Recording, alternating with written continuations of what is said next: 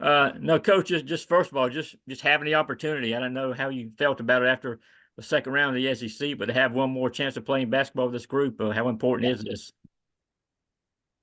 I love it. I'm excited about it.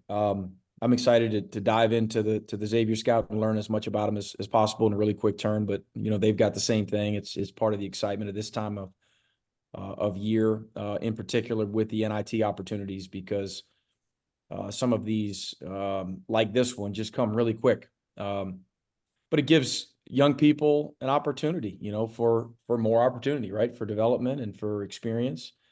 Whether it's our fifth-year guys or our freshmen or anyone in between, they've earned the right to play postseason, and no one can ever take that away from them. It's not the NCAA tournament, of course, but the NIT is a prestigious event that we're proud to be a part of.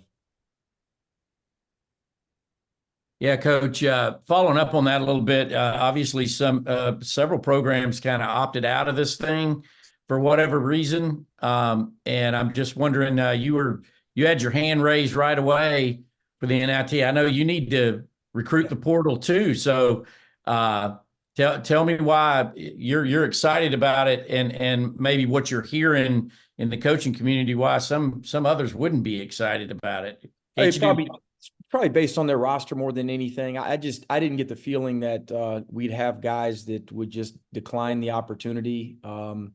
Heck, we had practice today, not knowing if we'd even have another opportunity, and guys still got after it. And we've talked about it all year. We've got a team that likes to work and enjoys being between the lines and competing.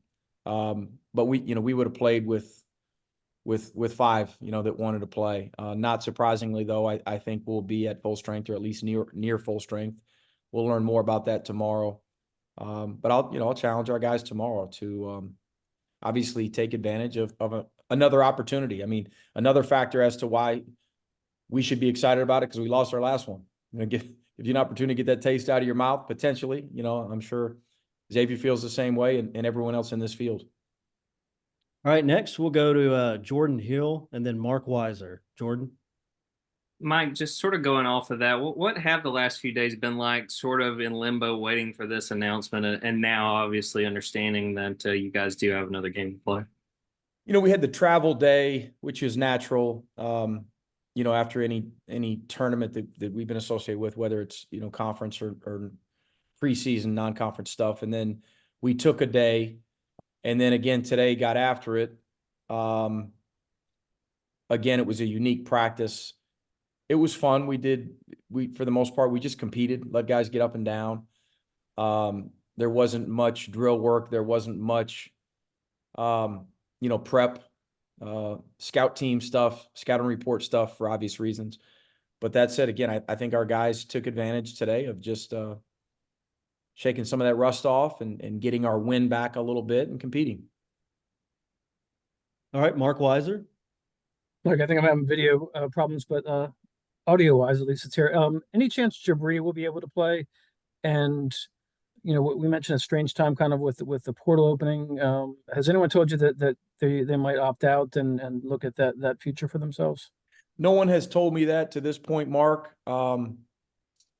Things could change. Who knows? And I'd rather not speculate. Again, we were at full strength at practice today. Jabri did not go physically; he was there mentally.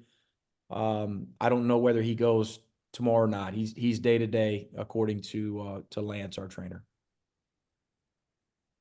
All right. Next up, we'll go with Palmer from Dogs HQ, and then Mike Griffith. Palmer.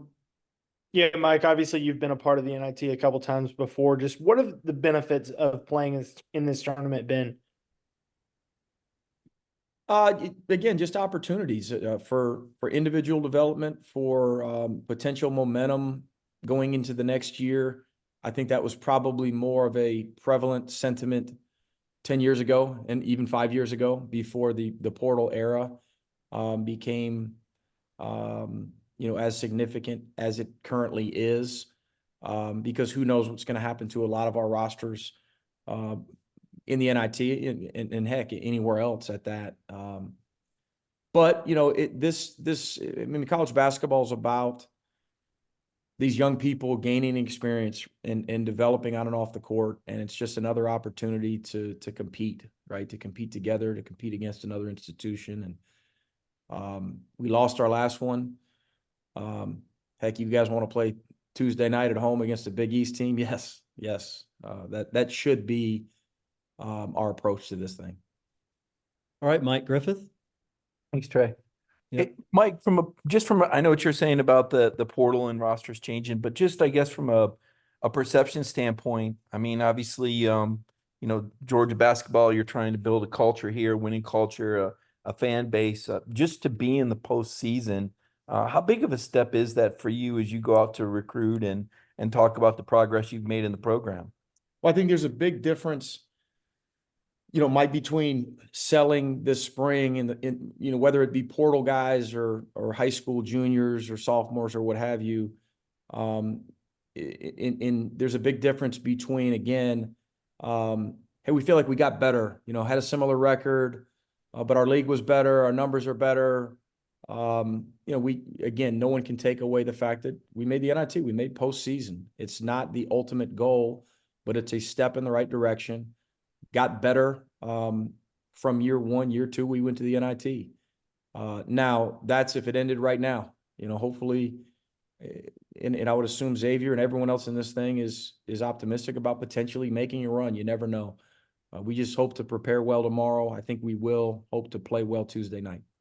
How well, following up real quick, Mike? Yep, go ahead. Yeah. How well did you think you guys were playing at the end there? Obviously, Florida went on and was pretty doggone impressive against Alabama. Where did you feel like your team was at the end of that tournament? Man, I love the way we finished the Missouri game. And I thought Missouri played really, really well early second half. The way we started that game, though, was about as well as we played the first 15 minutes or so of that game. And then I thought we played really well against a Florida team that has got a chance to make a run. You could go back to the other two times that we played them, but we were probably most competitive in that last one, in the second round of the SEC tournament where, we led for not the majority, but there were a bunch of minutes in that game where, we had the lead, again, against a team that is capable of making a run. We were right there, a couple stops, a couple made shots, a couple made free throws, a couple whistles, who knows? It could have ended a little bit differently, but I loved the fight from our guys. I thought we left it in Nashville. All right, Virginia Miller or Noah, do you guys have any questions? Coach, I was just wondering if there's any specific things y'all are working on in practice leading into the game on Tuesday. Well, today we just competed, and today was more about, again, shaking the rust off a little bit and getting back to our wind and shooting, dribbling, passing. It was almost controlled pickup a little bit. Tomorrow will be it'll be a bunch of Xavier. We'll try to learn as much as we can tonight, tomorrow morning, and focus on putting ourselves in the best position to defend them and score against a really stingy defense, against, again, a good Big East opponent. But nothing in particular other than the normal preparation, the normal 2-day scout. All right, we want to keep this as brief as possible, of course, but time for a couple more questions. Dash or Chip, do you have any more? You good? Chip? I think I'm good right now. Actually, I got to get this up and out as quick as possible. Okay. Jordan, any of you guys? I got a quick one, Mike, about those freshmen. I mean, you hear about, freshman wall and whatnot. It almost seems like your freshmen have poured it on. It looks like they're getting more playing time. Can you talk about just the importance for those three young guys? Look like they've emerged as starters. Yeah, they've played well, and you said it uniquely. They're playing their best basketball at the end of the year. Silas has been pretty consistently productive throughout the year, which is an outlier, outside of some of these, a few of the other guys in our league. You look at South Carolina, you look at Mississippi State, you look at Kentucky. There's not many freshmen in our league that have made the impact that Silas has consistently. That said, though, I do think he's a better player than he was in November. He's getting better and better, and Blue Canes earn more opportunity. Dylan James is playing more like a sophomore than he was early on. You know, he's getting better and taking advantage of his opportunities as well. And hopefully those guys can finish strong. But again, it's you'd hope that our fifth year guys and our fourth year guys and third year guys can do the same. Hopefully we can play well on Tuesday night. But I certainly like our freshmen and the ceiling that those guys have. And it's pretty unique that we've had three that have made the impact that those guys have had. Mike, if I could just jump in real quick, what sort of goes into like a 2-day scout, sort of like you're saying, on such short notice? Yeah, there'll be a bunch of film, and so we'll break it up more so. We'll have shorter film sessions because we'll have more of them. We'll watch film right up until game, until we tip Tuesday night. So we'll probably do something Tuesday morning. We'll do something Tuesday at pregame meal and shoot around, do something in the locker room, and it'll start tomorrow afternoon. We'll probably do something again tomorrow night. Physically, I like that we got something done today, so you don't feel like you need to make up for 3 days off. You know, we can go an hour over the next couple of days, not be overly physically taxing, but have the normal physical routine. But from a mental standpoint, try to shorten it and consolidate it as much as possible. All right, Coach. I've got one more as Yep, well. one more. Yep, go ahead. Obviously, you guys have played nothing but SEC competition since the turn of the new year. Just how excited are you to see the improvement of this team compared to the rest of the country, a non-conference opponent like that? You know what? It'll be interesting, you know, for those guys and for us just to, you know, just to see where we stack. Is a different league, you know. It's exciting to play a different, you know, opponent from a different league that we hadn't seen in a long time.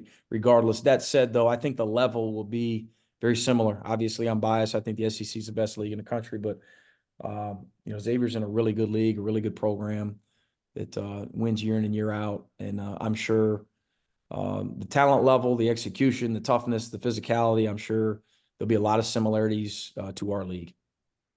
And Mike, I was just going to ask you, how do you envision you and your staff dividing your time in the next 48 hours between game prep and portal stuff? We'll balance it collectively. We'll have a point guy who's in charge of catching up the rest of us on Xavier, probably midday tomorrow. But the phones will be burning first thing in the morning with all of us. And it's really a year-round thing. It just picks up a little bit, you know, the day that the portal opens, which is tomorrow morning.